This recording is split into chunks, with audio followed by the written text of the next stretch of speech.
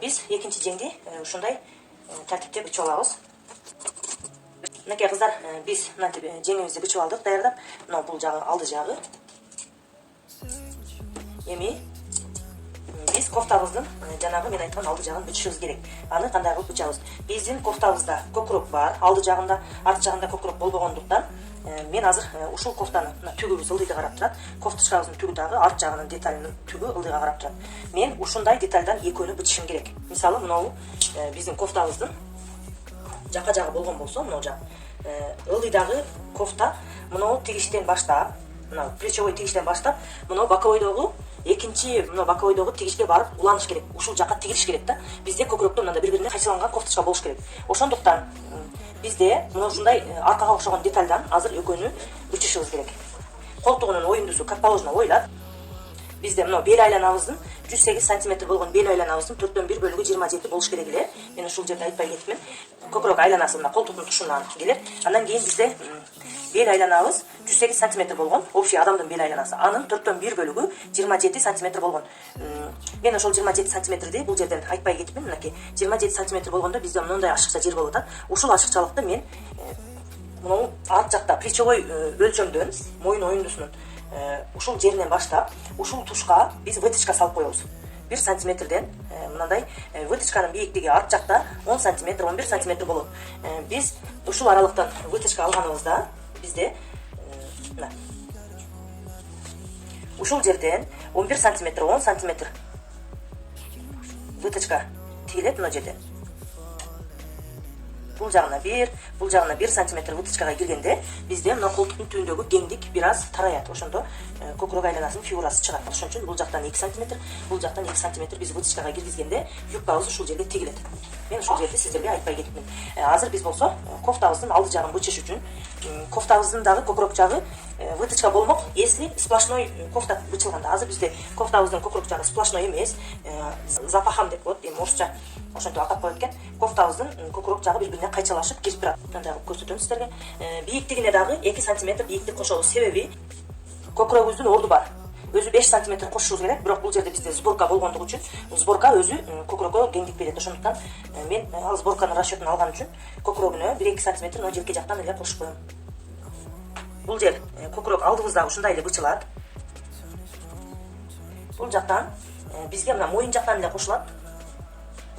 Бул желке жактан кошпойбуз. Бул жерден кошпойбуз, моюн жактан эле кошобуз. Эми ушул жерден бизге ылдыйга карап, мына колтукчукка карап,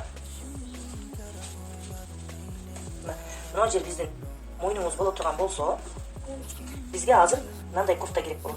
Моюнубуз, көкүрөгүбүздүн алды бизге мындай болуш керек. Жакабыз мындай болуп түшүш керек.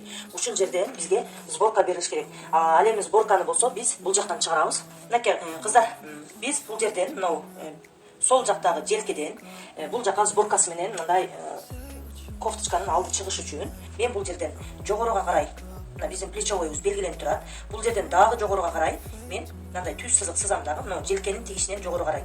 Ушул жерден где-то 5 см бул жер оверлокко салынат дагы, кофтанын мына көкүрөк жагы ичкериге карап бүгүлүп тигилет. Ошондуктан мен бул жерден 5 см алам дагы, ушул 5 см бул жакка каратып сызам. Себеби бул жерден бизге мындай сборка болуп түшкөндө, мындайдан көрсөтөйм. Мындай болуп бизге көкүрөктүн алдына сборка түшөт. Ошондо биздин кофтабыздын алды ушундай болуп чыгат. Анан тигишибиз мына боковой арткы тигишке туташыш керек.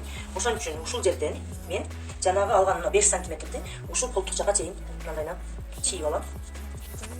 Анан ушул жерден колтук оюндусу жактым, кыркам. Эми бул жерде мен мына арткы кофтага ылайыкташтырып мына жердин кыркам. Ошондо өлчөм кандай алынганы азыр көрүнөт. Бизде арткы деталь менен алдыңкы детальды салыштырганда бизде бул арткы спинка болгон. Алдыңкы детальдан колтук оюндусуна 1 см ичкериге мындай кирип туруп оёбуз. Желке жагына тийишпейбиз.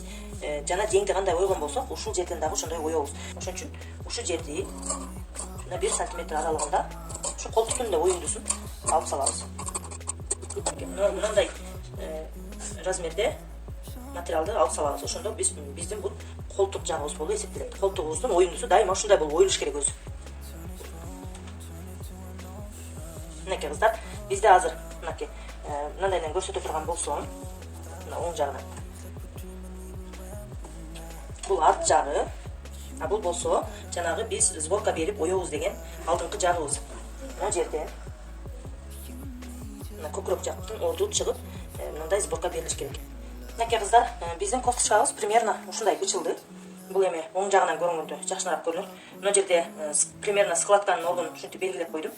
Бул жер наркы бетке тигилип атканда мынчалык грубый складка болбойт. Бул жерди түз кылып тигип туруп сборка беребиз. Ошондо мына жерде көп жакшынакай складка чыгат. Азыр мындайынан бүктөп складка берип койсок, өтө грубый болуп калат. Мына бул жерди болсо биз колтукка чейин алып барбадык. Себеби колтукка чейин алып барып туруп тиге турган болсок, мына жерде моюн жагын бууп калат. Ошондуктан мына ылдый жакка эле бир аз илештиребиз. Эми бизге бул сырткы деталь, бул сыртында складка берилген деталь, ички детальды болсо биз куду ушул эле аркасынан алдына келгендей кылып туруп эле мындайынан бириктиребиз.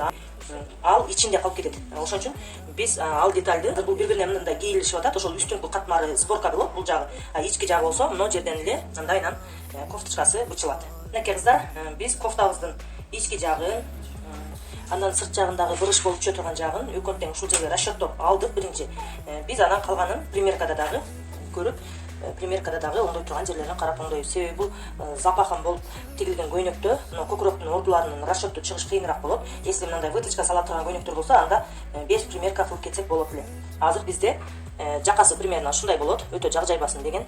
Бул эми моюндан кекиртектен бир 5-6 сантиметр ылдыйраакка түшүп турат. Өтө ылдый түшкөнү дагы болбойт. Өтө ылдый түшүрүш үчүн биз мына жердеги боковойдогу тигишти кыйла эле мындай ылдыйга, же болбосо мына жака эле мындай кылып коюшубуз керек болот да. Мисалы, мына моюндагы мына жердеги көкүрөктүн уланган жери ылдыйраак болсун дей турган болсок, мындай кылабыз дагы биз мына жердеги тигишти колтук жака алып барып бириктирбейбиз. Ушул жерде кала берет.